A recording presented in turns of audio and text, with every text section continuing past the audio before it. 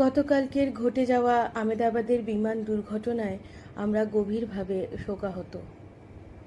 সত্যি কথা বলতে ভীষণ কষ্ট হচ্ছে ভাবতে সেসব মানুষগুলোর কথা যারা কয়েক সেকেন্ডের মধ্যে তাদের প্রাণ হারালেন।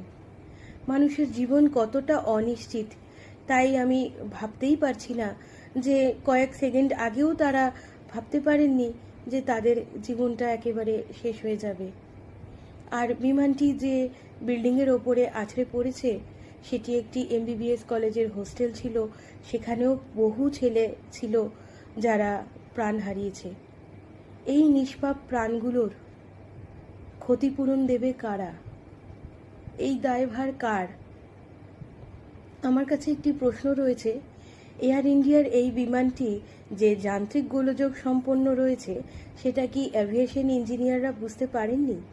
আর যদি বুঝতে পেরেই থাকেন তাহলে টেক অফ করার পারমিশন দিলেন কিভাবে? এতগুলো মানুষের যে জীবন চলে গেল তার দায়ভার কারা নেবে?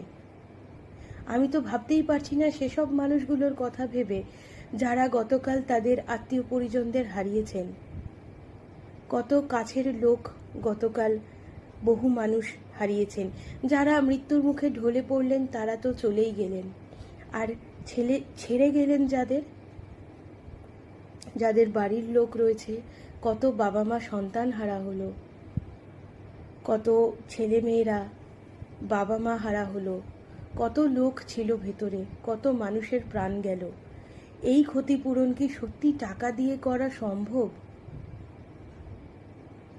মানে আমার কথাও বলতে আটকে যাচ্ছে। আমি বলতে পারছি না, ভাবতেই পারছি না যে এতগুলো মানুষের জীবন কয়েক সেকেন্ডের মধ্যে শেষ হয়ে গেল। সৃষ্টি শু ক্রিয়েশনসের পক্ষ থেকে প্রত্যেকটি মানুষের জন্য সমবেদনা জানাই।